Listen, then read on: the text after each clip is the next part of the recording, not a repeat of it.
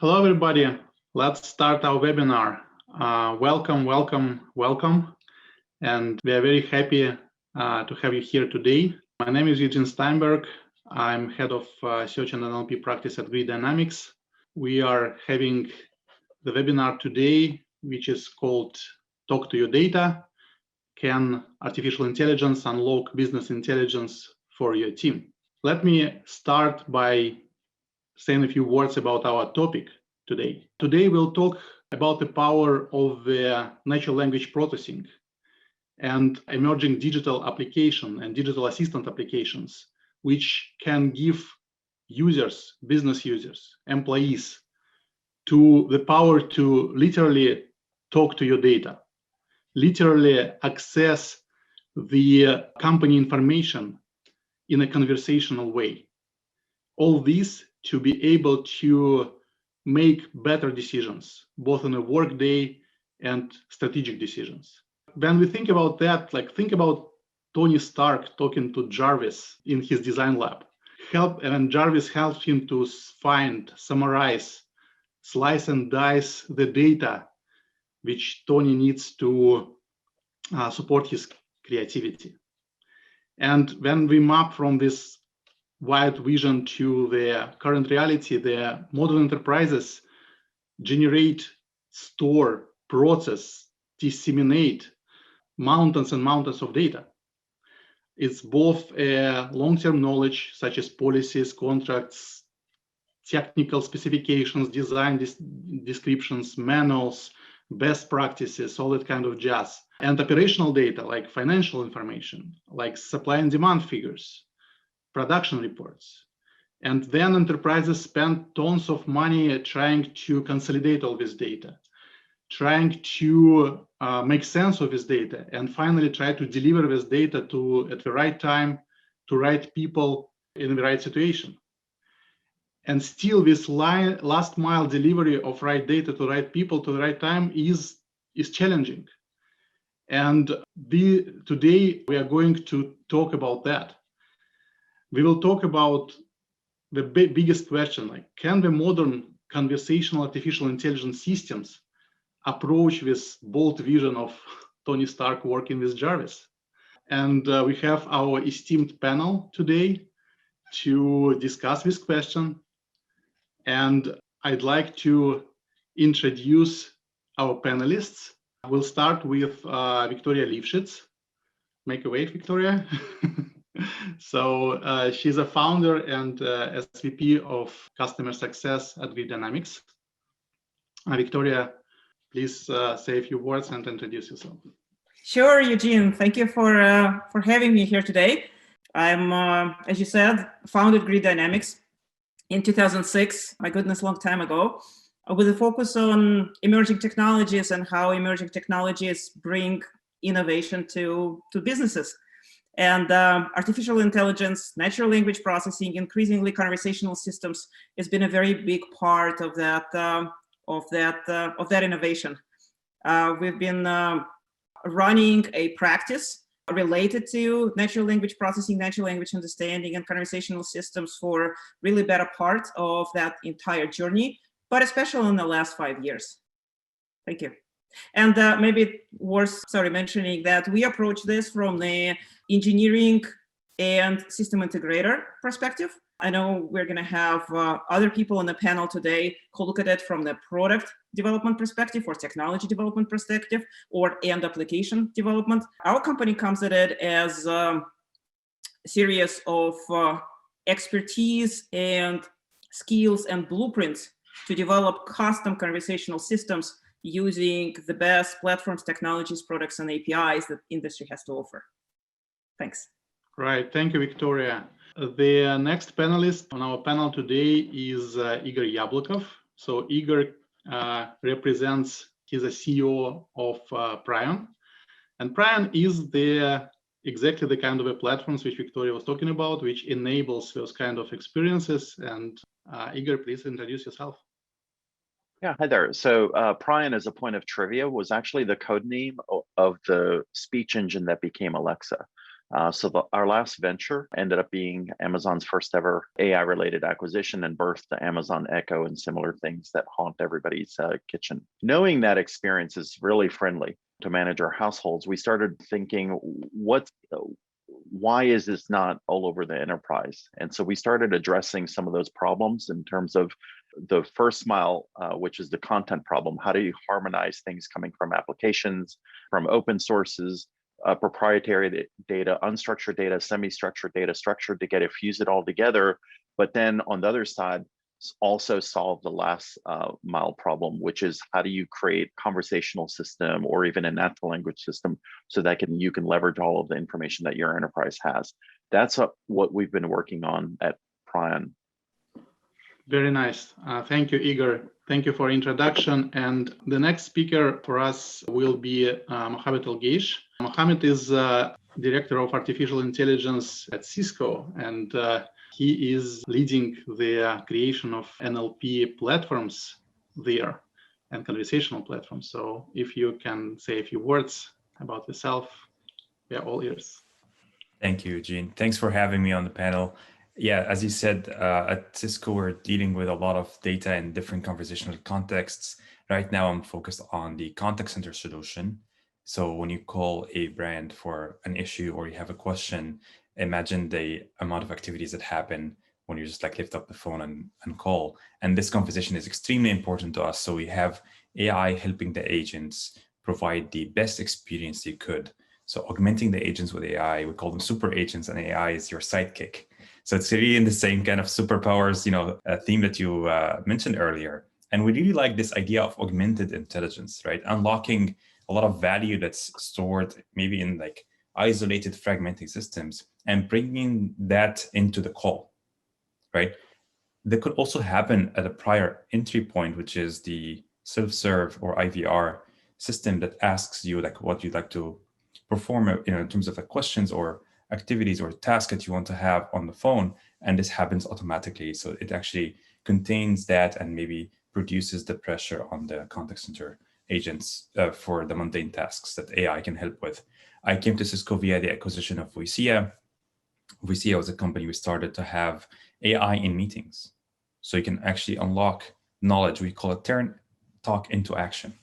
You unlock the tribal knowledge that happens within a lot of meetings. You spend most of your time in meetings, and we want to disseminate that into systems of record that you can then look into, index, and have action items and follow-ups at the fingertips of everybody in the organization, your team, and so on. The meeting. That sounds extremely useful, and I would love to use such capabilities. Awesome. Well. Yeah. Thank you, Mohamed. Happy to have you on the panel today. And last but not least, the panelist is Brad. And Brad is Director of Data Science at USSA.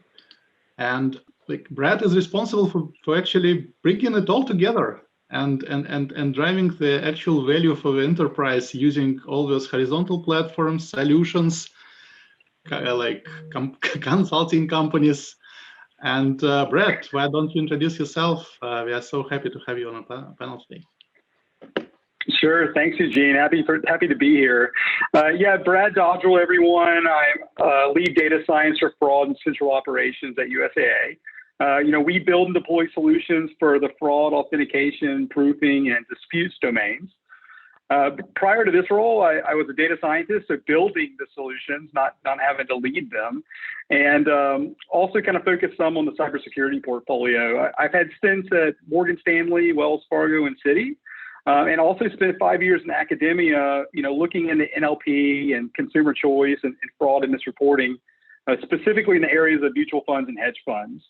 A little bit of a disclaimer, the views and thoughts that I'm about to express are mine and not necessarily those of USAA, but I am very excited to be here and look forward to talking to all y'all. Yeah, thank you. And we hope to hear from you some word from the trenches. And what does it mean to implement and create those solutions in reality? A word of pragmatism here. Before we start with our questions, I want to reach to the audience. And first of all, super happy to have you here, guys. And second, I want to ask you, to put a word or two in our chat about how do you use the conversational artificial intelligence now in your personal life or professional life? And what do you think about it? Like, do you believe in the bright future of this, or you have your concerns or questions? So we will be happy to look at that. Now, without further ado, let's switch to first of our questions. And the question which I want to ask the panel today is digital assistants. We know them. We saw different examples of them. But looking pragmatically, and looking at the current business situation and business applications, where do you see what business applications are actually driving the adoptions of artificial intelligence and specifically natural language processing technology? And is this technology really ready for prime time? So, Mohammed, let's start with you. Like, what's your take at Cisco? Yeah, I'll give you my take on a very specific example I alluded to earlier, which is assisting the agent to help the customer in the most effective way possible. And if you think about it, everybody in that value chain wants that. And it's a very practical thing to add. So you have a baseline today in terms of like KPIs, key performance indicators that almost every contact center tracks. So it's the average handle time it takes you, right, to handle a call, or it's maybe the first call resolution rate. So answering your query or solving your problem without putting you on hold. So let me ask you, actually, Eugene, would you like to have the agent put you on hold and like maybe ask a supervisor, or would you rather the AI come in with an answer in the same second that you ask the question? I hate handling calls as much as the next guy. So. Yeah, so we like that kind of symbiosis between the AI and the human, right? Having us teach the AI over time, improving the AI with like answers we collect from agents and feedback, but also the AI getting smarter over time, right? With this kind of usage and this kind of feedback loop and suggesting recommendations. So let's say you call in, you say, hey, I lost, this maybe phone or my wallet at your store. What should I do? Right. And now instead of the agent like maybe putting you on hold and asking another more experienced agent or their supervisor or even searching internally, like this will take time. Instead, what's happening is the AI is listening in the background, transcribing the call, picking on things that are important, your question, for example, and then looking up the answer in some knowledge base. And then telling the agent, by the way, I have an answer for you. I can help you. I'm your Jarvis, right? I'm your sidekick. And here's the answer. Here are the steps that you should tell the customer. And then the human is in the loop, right? The agent's actually thinking of like, okay, that makes sense. Not the AI intercepting the call and starting mechanically kind of read something from the frequently asked questions or knowledge base. It's basically he suggests, like he's a co-pilot of the agent and he suggests him what to say to the customer, right? That's right. That's right.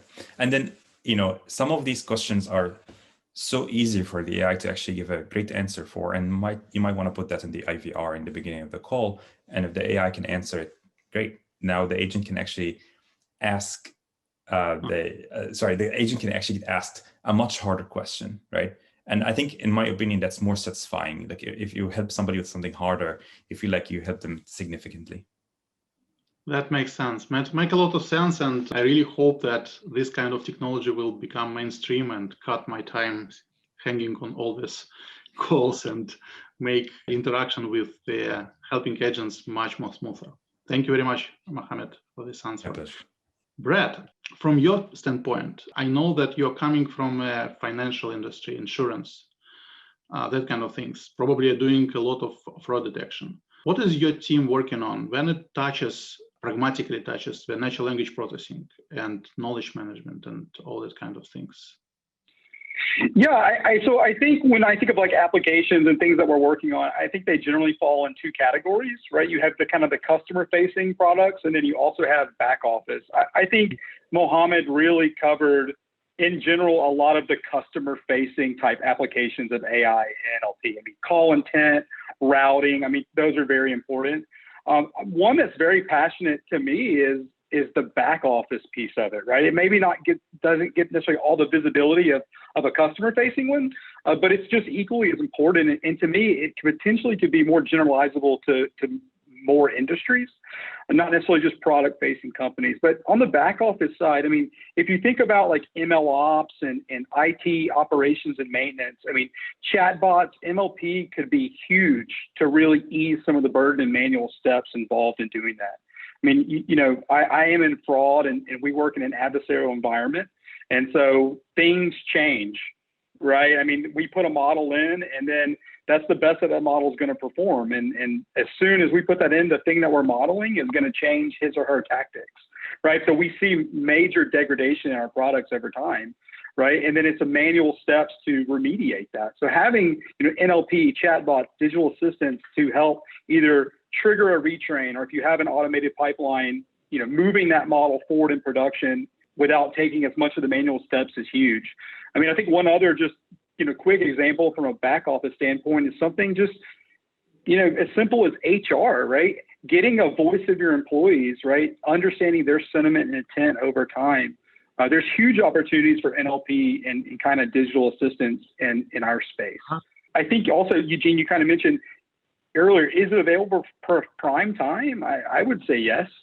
I mean, we're here today, we're talking about it. Is it mature? I mean, it's mature in the sense that it's here and it's improving value, but I think there's still so much more room to grow. If you think about like a product life cycle, for instance, we're past development, we're somewhere in introduction and growth, and NLP is here to stay. Companies are having a lot of value with it, and I highly recommend if your company's not already doing that, please invest in some of these strategies. That makes sense. And so, the reality, and the pragmatism, which I hear in your voice, is exactly what we are looking for. So, back office applications and all kinds of capabilities which natural language processing platforms allow you to make sense out of really unstructured data and deliver it in a more kind of summarized and meaningful way is extremely important.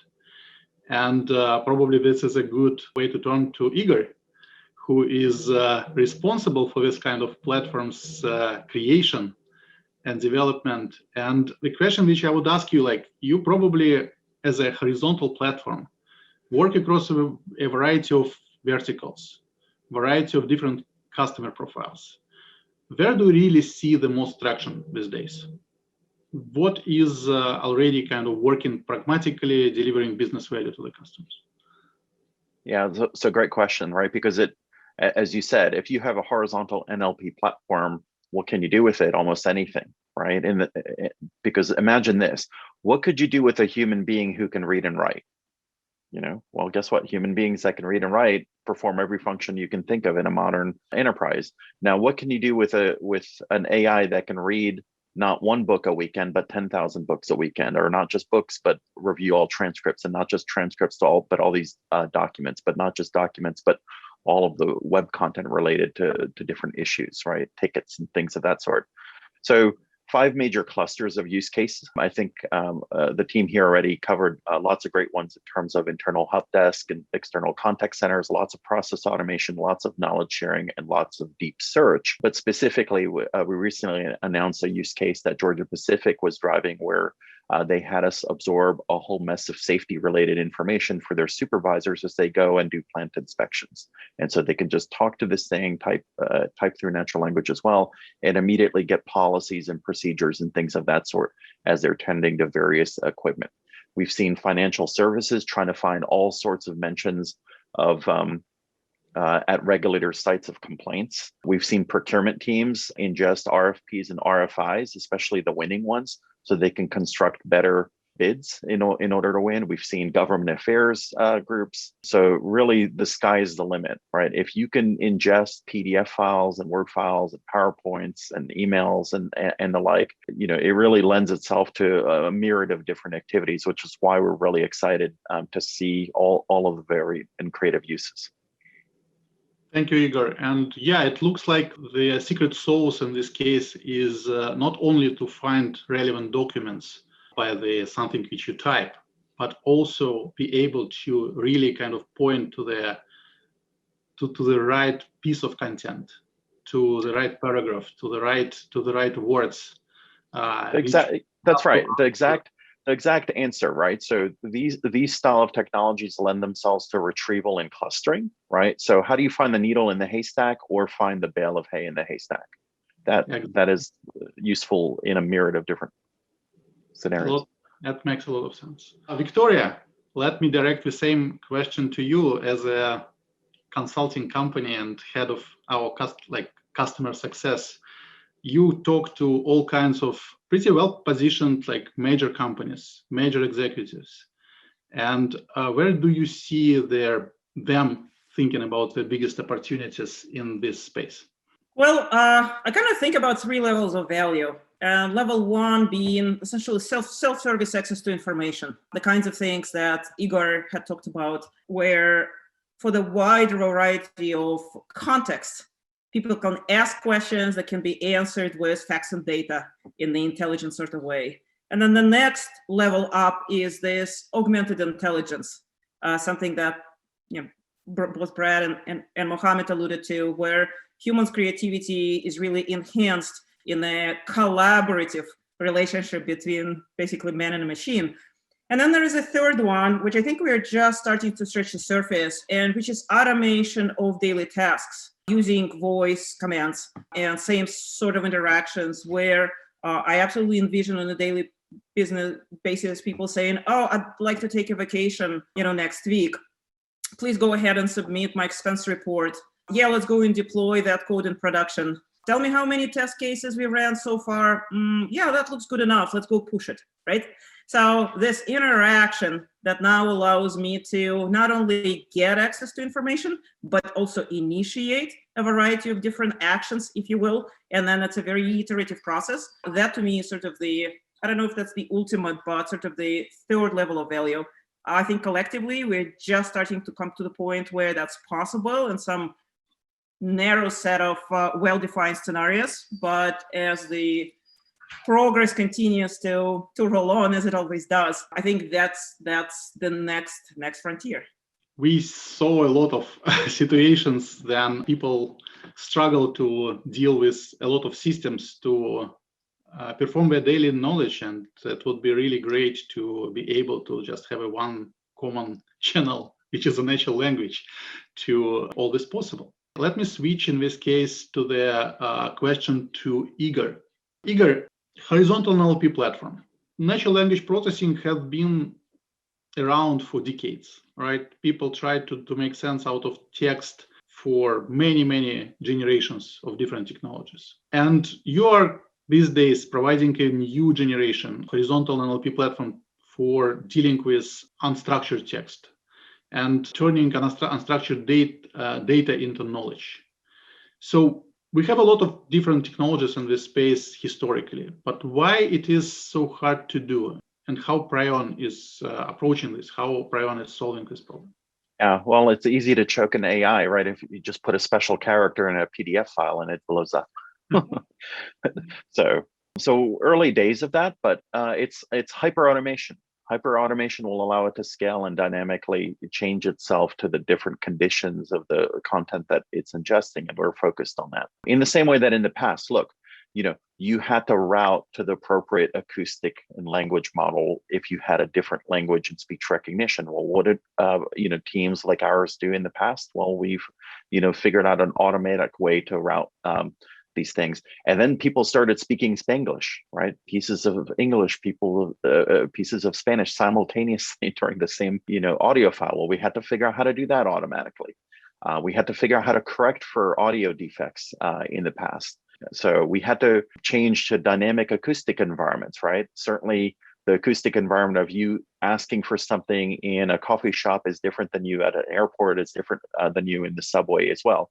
So in some ways, this is all territory we've covered before in other modalities. We're just doing it now for document-centric, transcript-centric, email-centric, web-centric content sources versus audio.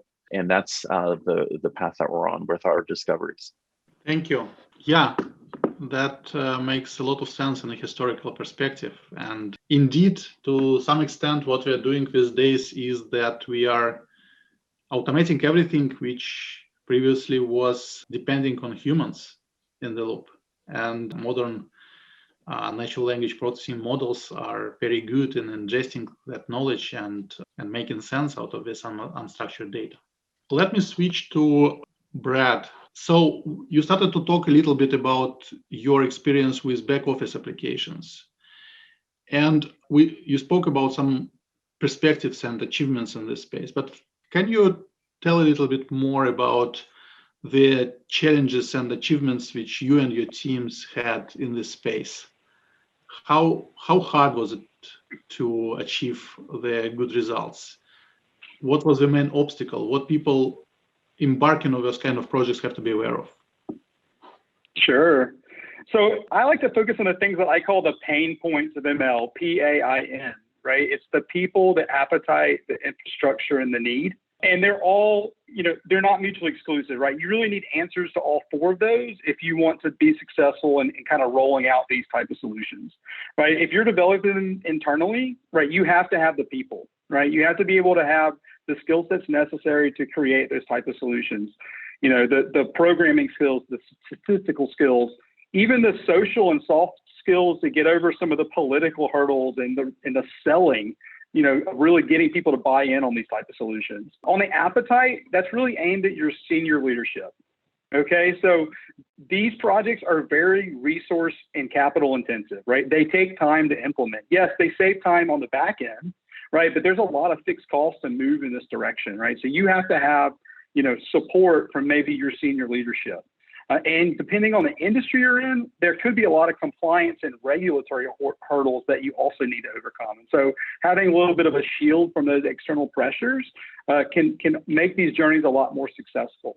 Probably the one that's the most important is the infrastructure, right? Having an appropriate technology stack that scales and also helps for whatever phenomena that you're trying to model, right? So take fraud, for example, right? It's very important that we score a lot of events and we do so in real time, right? So we need data that scales. We need streaming infrastructure. We need modeling environments that allow us to create the solutions. And probably the most important, and I hit on it earlier, is really the MLOps piece, right?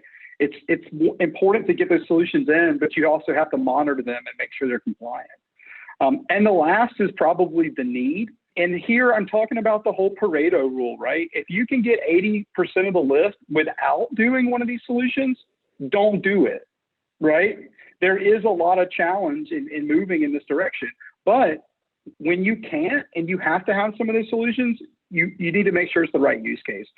We talked about, the chatbot, digital assistants, those are all things that you're not going to solve with a typical scorecard-based approach that we used to do, years back, right? You need those advanced solutions. So to me, those are the biggest challenges. And if you have answers for all of those, you're going to have a successful journey, but just make sure you kind of work through those at the start of it. And that's one of the biggest things we learned.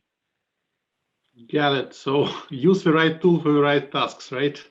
That's a word of wisdom. Thank you, Brad. Victoria, one perspective which is interesting for you, like we spoke a lot about the employees who are trying to get access to the data, but can you share, like, when you talk with senior executives, right, on the different companies and corporations, how would they look and use these artificial intelligence capabilities to make their jobs easier? Well, they are the Tony Starks of the world, and they do want Jarvis. And the use cases are actually very pragmatic. Preparing for a sales meeting, you want to ask questions. What are our quarterly sales projections? Show me. What was it last quarter? What was it a year ago? Break it down by product line and geography.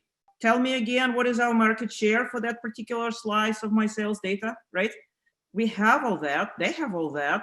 They have dashboards. They have analytics. They have statistics. But how do you bring this just in time when somebody is preparing for the meeting, or let's say it is a staff meeting and a group of executives are sitting together and they're trying to figure out what their strategy is and where they are? Can they actually talk to their beautiful monitor and ask it to project the right data on the right screen, right now for everybody to see? And can you actually have that conversation and navigate that world of data that supports their decision making. That's what they want. And the interesting thing is that they can get it. Now they need to sponsor it. We have to do a good job explaining to them that that Jarvis capabilities are essentially an implementation project away. But those are the kind of use cases that we are looking at and are in conversations or implementations of with a number of customers. Yeah, that's a great perspective and makes a lot of sense because historically executives employed special people to answer those questions. Now they don't. And well, they still do. They still do. And those people also have people who give them these answers. And so all that corporate bureaucracy that in many cases really rotates about getting access to something that should literally be one syllable away. Thank you, Victoria. Mohammed, let me ask you this. As a technologist and solution architect at Cisco, historically we had many generations of conversational AI systems, right? It all started in the 60s with ELIZA and evolved ever since. There were many generations of attempts of doing that. And yet we are talking right now that a really kind of new wave of technology came. So what is different now?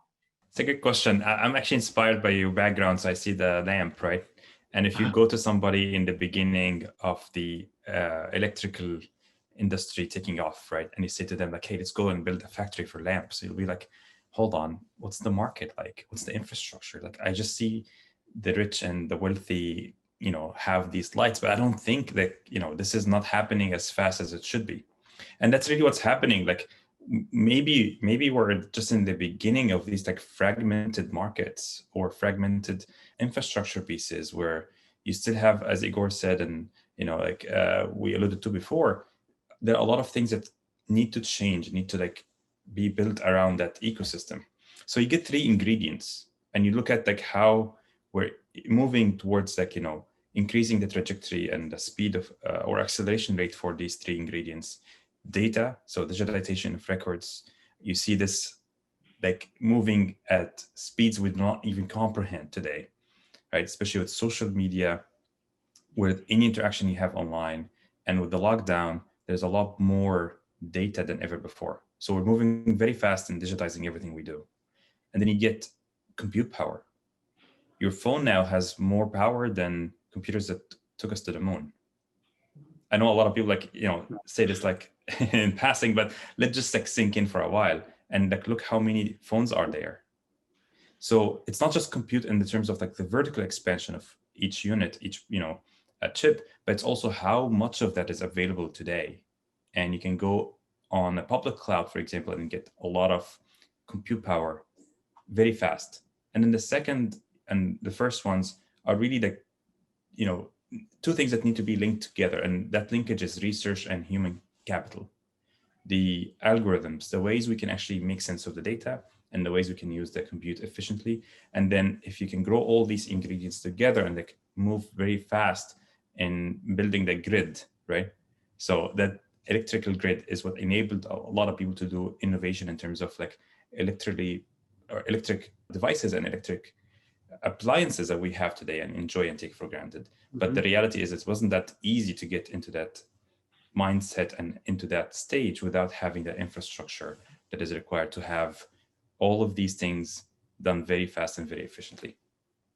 Yeah, it sounds like we have the grid.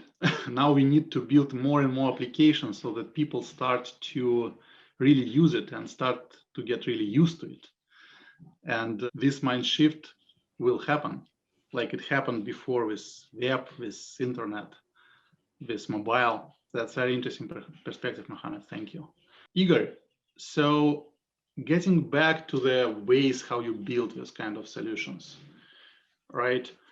So then I'm embarking on this project and I'm trying to work with some NLP platform. Can you share a little bit of the story about the really pragmatic enablement and speed up of those projects which can be achieved with your platform? Yeah, and I think Well, first of all, how fun is AI? That as technologists, we all get to be philosophers at the same time. It's fascinating to listen to all of you, even draw the metaphor to the lamp, Mohammed. So I appreciated that. But here's what I would say. Look, at every step, if I look at how Siri was built or how Alexa was built as well, and Watson brute forcing its game with Jeopardy and what have you, the fact that at every turn, AI is evolving so quickly where you would have to do all this entity intent matching. And now you can just throw a PDF file in it and you get an instant opportunity to talk to that document. By the way, that document, what do we think is in a PDF file? Is it a single page? Well, heck, it could be the 2,000 page defense budget, right? It could be somebody's book. And now in a book club, I can be talking literally to the book and say, hey, what did that character do? Where did they go? What was their thinking beyond this? And the fact that I can actually get an answer as if the author was sitting right in the room with us. That is. Igor, can I interject a little bit and ask you a slight spin on Eugene's question? Let's say somebody listens to this webinar and walks away inspired and says, hey, I'm going to sell it to my company and we're going to get some funding to go run a project to start that journey. What are we talking about? 2 weeks, 2 months, 2 years? What is the time to value around some of these applications that we've talked about today? Okay, let's say you have a bunch of documents stored in a Google Drive or in a SharePoint. Your time to value is 2 minutes. That's it. Give me a link to that content. It gets ingested by the AI, and now it's available for you to access, whether you want to do it via a nice user experience or via an API that you can plug into your various experiences, whether it's web or you wanted to augment a chatbot with extra capabilities. Now, entity intent modeling is still useful. Don't get me wrong. I'm not trying to be dastardly here, especially for accessing semi-structured and structured information where you want deterministic outcomes, right? You certainly don't want an AI guessing what your bank account balance is. That's where it's useful. But for everything else, you can actually have it just reading websites and reading documents, and you can do that in an afternoon. We actually, with enterprises, yeah, go ahead. No, go ahead. No, I was going to say it takes longer to go. Let's say we're talking to Brad here, right? It takes longer to go through their procurement teams and the security checks and all of this normal trimmings that are necessary for working with enterprises than the science now. The science and engineering is brisk. So let me throw a possible use case. Everybody is on Slack these days, right? So sort of a perfect chat channel. And let's just say company wanted to add people's ability just through the Slack, find, let's say HR information, right? We've talked about this today. So if your HR guidebook essentially is a big PDF file and you have a number of other HR policies, it should in principle be as easy as taking these documents, scanning them through your engine, putting a little automation behind Slack chatbot, and roll out capabilities to your enterprise to at least be able to search relevant language, see what is the amount of vacation that people are allowed to have, or when are the corporate holidays, or anything like that. Am I thinking about this right? Yeah, you can have a Slack channel, drop a PDF into it, and a couple minutes later, you can start asking it questions. Very cool. Thanks, Igor. Back to you, Eugene. That sounds really exciting. So, Brad, one final question to you from me, at least, on this panel. Like, you spoke a lot about developing and hurdles which you have to overcome and value which you can bring with those kind of solutions. And you mentioned like something which was pretty close to to my ear. Something you said, like, how do we find the right talent who can think about that in a proper way, who can think statistically, who can think in terms of data and algorithms? So what's your experience? How and where you are sourcing your talent and how you grow your talent in your organization? Yeah, this is a great question and something I'm very passionate about. And I like how you said it's find your talent and grow your talent, right? And the one I would add onto there too is retain your talent. Because I spend so much of my day doing those three things.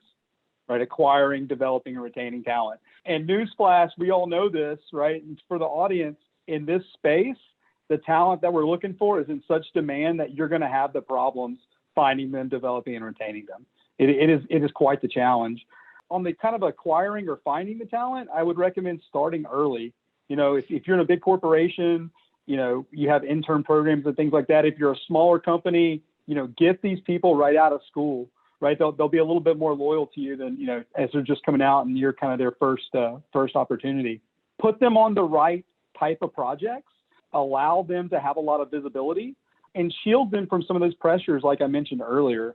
I think on the developing one, we have to feed these people, right? In the sense that they like to have different challenges, right? Give them unique type of projects, roll them off to different type of projects, increase their internal and external networks. And then on kind of the retention piece, you're going to lose people.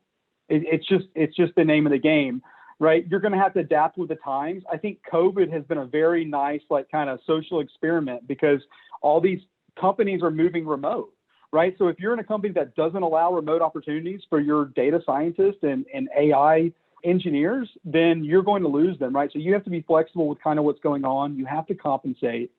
And probably the last thing I would say is you need to have a succession plan for your key resources. You're going to lose them, right? So what you can't be is kind of call it flat-footed. You need to have either cross-training or the next person up, or even potentially, you know, third-party contractors that you could bring in to fill those voids, you know, if and when they do happen.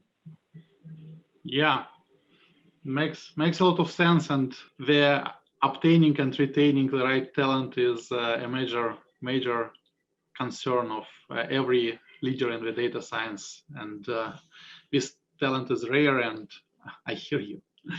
Thank you very much, Brad. And I want to turn to some audience questions. So one of the questions was pretty generic, which came, so how does this panel differentiate artificial intelligence from machine learning? That question arises pretty much on every talk that we have about artificial intelligence. And who wants to take this one?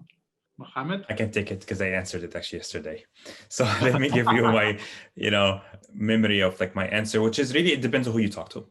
Don't worry about the specifics, honestly. Like it's marketing for the most part. These are monikers. We can just agree, on the mainstream definitions. And then if somebody says something else, just ask them to explain what they mean by that. And in 2 sentences, you right away align or map these 2 different definitions. But, I would say like 80% of people agree that AI is the superset. You get machine learning inside of that, and you get deep learning inside of that. And then within machine learning next, like maybe there's another dimension where you can slice things by, supervision or not, or reinforcement learning or not. But really, some people would say, well, AI now is the, whatever is hot. It doesn't matter. Like, it's a moving target. So without going into like all of these schools of definitions, it's just whatever you think that the other person thinks. And in case of like, confusion or disambiguation is required, just ask them what they mean. I'll add my 2 cents. When I was a young engineer, I spent 10 years at Sun Microsystems, and that was a formative time in my career. And Sun coined this phrase, network is a computer, right? Like what the heck does it mean? It's not to be taken apart literally, syllable by syllable, but we understand the concept. And AI and machine learning to me is sort of in the same category. For me, the answer is even more simple. Like, what is artificial intelligence? Artificial intelligence is how to make computers behave intelligently without telling them exactly what to do. Right now, all the programming, like historically, all the programming was tell computers exactly what needs to be done and they will do it. Artificial intelligence is how to do it without telling them exactly in microscopic details what to do and still get the intelligent behavior back. And machine learning is just one of the technology which enables it. There are other technologies which can do that. And we probably have one more question to ask that is very specific from Mind Alliance. Is Prion using a neurosymbolic AI approach that combines ontologies and ML, machine learning and deep learning, or spill out your secret sauce? That's basically the question. Well, I will say you should have left with Mohammed's definition, because he built the perfect Russian nesting doll to frame it. So we just need, you can get really, really small. And I think your question now that was just posed, they're asking for the smallest of the little nesting dolls, if you will, in terms of specifics. We don't bother generating a graph. You don't have to. You don't have to with this new stuff. You could, if you want a synthetic one generated after the fact, fine, you can have one, but you don't need to have one ahead of time. That's what's really exciting about where the work is going. At the same time, we're realistic. That can deal well with unstructured stuff, but you still have all of this structured stuff that people are tending to. This is where deterministic results are required by these enterprises and everybody's still trying to figure out the right way to blend these two worlds together. Obviously, natural language to SPARQL, natural language to SQL are things that have to be envisioned at an appropriate time. Right now, the accuracy for NL to SQL, for instance, is fairly poor still. But sooner or later, you'll actually be able to cross all of those streams and have a unified experience. Whereas Victoria was actually asking all of those sample questions in that content. You know, in my mind, I was, it was almost like a sorting hat. Okay, that one has to be dealt by that type of retrieval. Okay, that one has to be dealt by that retrieval. Oh, that's going to cluster and do this. Oh, that requires, us to know these entities, or the really fun stuff, right? So what's the really fun stuff? Multi-hop reasoning and things of that sort, where we have to now take something that Victoria asked and start dancing and jumping across all of these different resources, and then even, do several iterations of that in the same way that we had to do multi-stage recognition. It got the ASRs got really good, and you started doing adaptation passes, and then you could do even hierarchical language models where you say, all right, I'm going to blast it to several different LMs that were tuned on different things. Are people to disambiguate, are people talking about sports? Are they talking about weather? And then you bring back and then try to sort them by confidence and stuff like that before blurting something out. So hysterically enough, we all get paid to play with Lego bricks. Right. That's why all of us are glowing. That's all we do, and it's awesome. A lot of those Lego bricks are arriving every day, and we are playing with them all. And we're out of time, and I want to thank our great panel for your wisdom and your insights today. I want to thank our audience for your attention and questions, and I hope to see you in our next talks. And this is one which we will have very soon. Really, really appreciate your participation. Thank you all. And we all can depart with the vision that one day we will all be Tony Starks talking to our Jarvises. And the time is coming. Thank you, guys. Thank you. And, Thank you very much. Thank you. Bye. Bye-bye. Thanks.